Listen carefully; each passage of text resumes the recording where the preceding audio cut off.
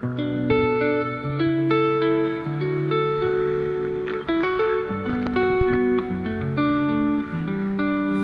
thought if I ran away from nothingness, I'd find something along the way. In the distance, unreachable things sparkle like jewels lighting the day. But when I finally got a job, I worked and worked some more, letting the days, the seasons, and loved ones pass by like an ignored shore. All I've gained is a weary heart and ways to navigate this adult life. The words I speak echo in someone else's script, to replay line like a recording on loop. I shout, but it doesn't feel like mine. I've been soaked in the sea, but it feels like dirty water. Maybe it's time I return to where my soul can wander. I wanna cry near the wide blue, open sky, gravel road, dragonflies fly. I wanna clear my head, make it blank again, to run without a thought or plan. I wanna cry under the wide blue, open sky, gravel road, where dragonflies fly. I wanna clear my head, make it blank again, to run without a thought or plan. As the changing winds of the season kiss my skin,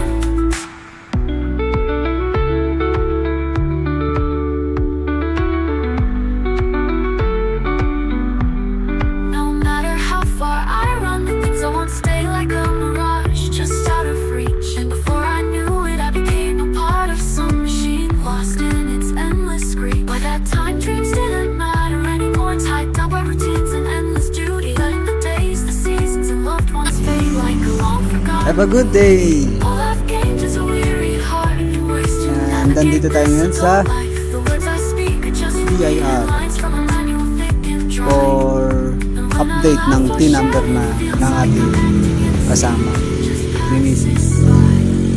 At dito natin nilagay si Benong. Bawal na sa loob mag-park. I-update natin yung kanyang T number at didiretso naman tayo sa PhilHealth pagkatapos nito. Tuloy sa PhilHealth para doon naman sa card ng PhilHealth. Ito na, nandito na nga tayo sa PhilHealth sa may SM Batangas, Caloocan West, lapit sa SM Batangas. At dito meron na daw silang card ngayon, medyo luwag na, and papaserox para tayo ng ano, kailangan ng Xerox, hinihingan yung Xerox ng MDR, ng valid ID.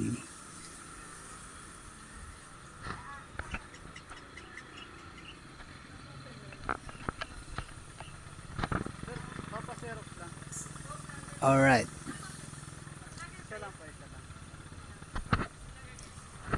Halos pamilyar na din sa akin itong SM Batangas City dahil nagtrabaho ko dito ng ilang buwan.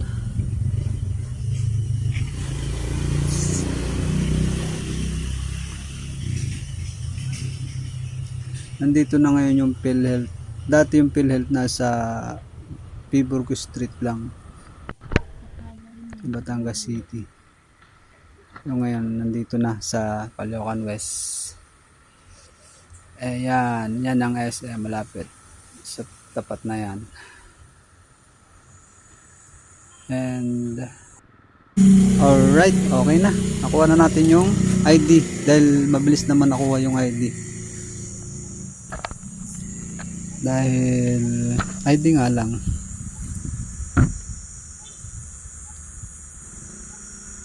Nakakuha na siya dati pero walang ID na binigay, yung papel lang na MDR, kaya ngayon hindi na namin yung ID, kaya okay na.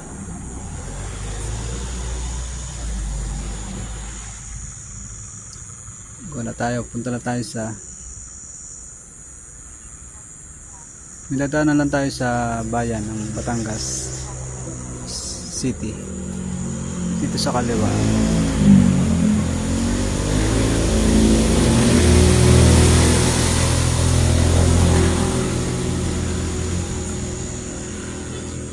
Sayang hindi ko napakita yung mahabang kulay dito. Naloobat na.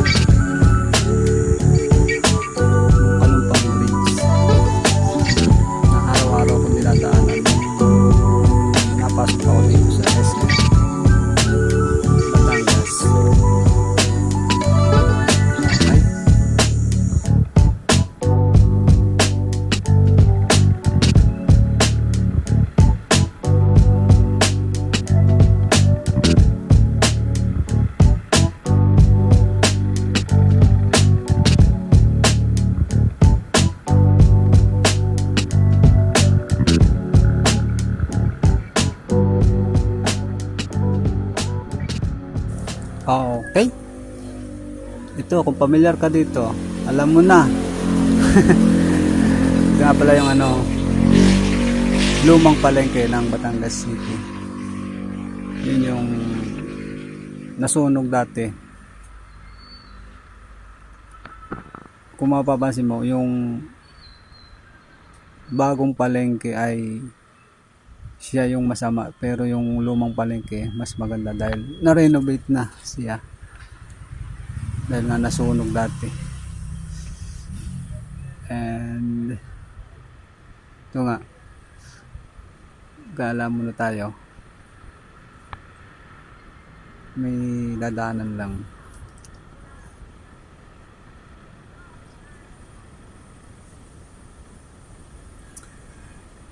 And shoutout nga pala din sa nasa unang kong ari. Kanina ko pa sinusundan. Sa misis ko. Na kasama ko. Paggagala. May bibilin lang tayo dito. And go na rin tayo pa uwi. Naalala ko nun na siguro 2008 nandito na ako nung nanirahan.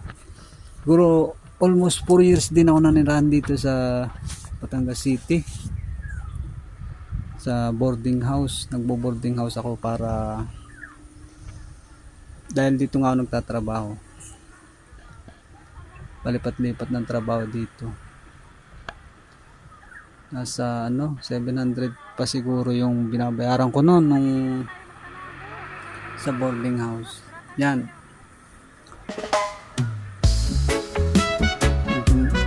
Yung mga malalaki na din building, nag-iba na din ngayon halos. Itong nasa kanang malaki na may parang Corona nan. Familiar kayo dyan. Alam mo na. Mahal mo na. Yan ang Bay Mall. Bay City Mall. At isa din yan sa napag-gawang ko, napagtrabahoan ko noon. City Map and yun yan. Sa bilang merchandise yan na trabaho ko. Yan. City Map. Dito din kami kakilala ng aking misis. City, Batangas City. Naalala ko lang. Bigyan nila. At malapit lang yung tinitirahan ko dito dati. At dito sa kaliwang bahagi sa likod. Walking distance lang nung nagtatrabaho dito. Sa ilalim kami dumadaan dyan. Ang employment lang sa ilalim ng Bay City Mall. Tara, pakita natin yung loob dito. Pasok tayo sa loob.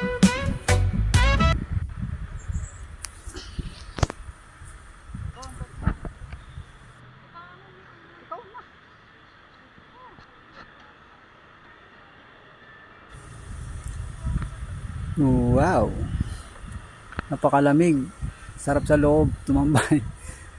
Napakainit sa labas. Ang iba dito na tambay lang. Window shopping. Dahil mainit nga sa labas, lalo ngayong summer.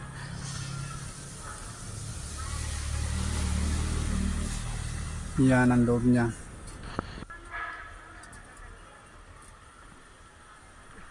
Nasa 4 na palapag ito. Siguro nasa 4 kung hindi ako kakamali. Oo nga.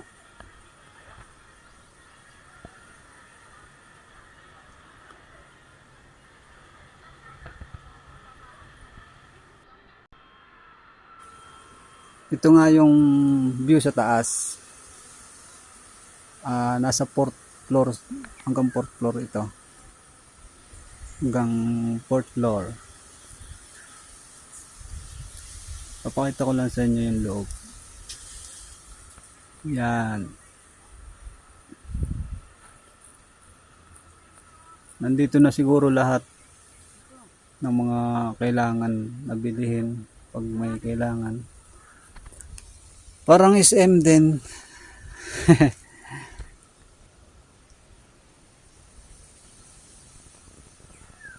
Pero sa SM mas maganda pag nagti 3-day sale. Siksikan na halos ang tao, puno lagi. Nung na-experience ko nung nandun pa kami. Nandun pa ako. Pag 3-day sale talagang siksikan.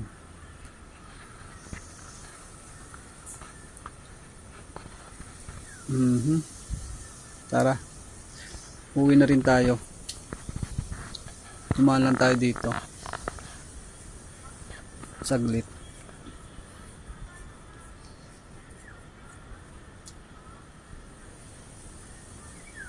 Dito sa Bay City Mall magkabukod yung supermarket at saka yung department store.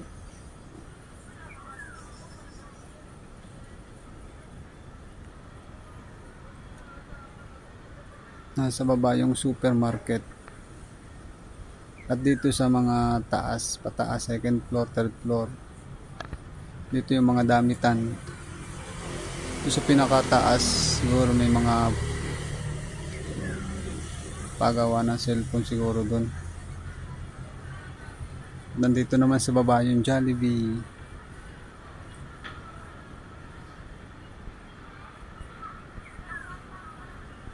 At yung bookstore yun, nandun sa may parting kanang yun.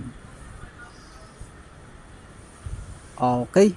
And ito yung ground floor ng Bay City Mall. Narito yung mga ganyan. Chichibureche. And go na din tayo. Go home na. And dumaan din pala kami sa PhilHealth. Sa PhilHealth. Sa Kaido, sa may kuha na ng Philippine National ID. Dahil nagpa-change status din kami parehas. Kaya butas na yung aming Philippine National ID. Pero matagal pa daw dumating yun. Pinalo up lang namin. Para 100. And going na tayo. Pauwi. Alright. And thank you for watching. Thank you sa ilang minuto. Have a good day. Ride safe. Ingat. Alright.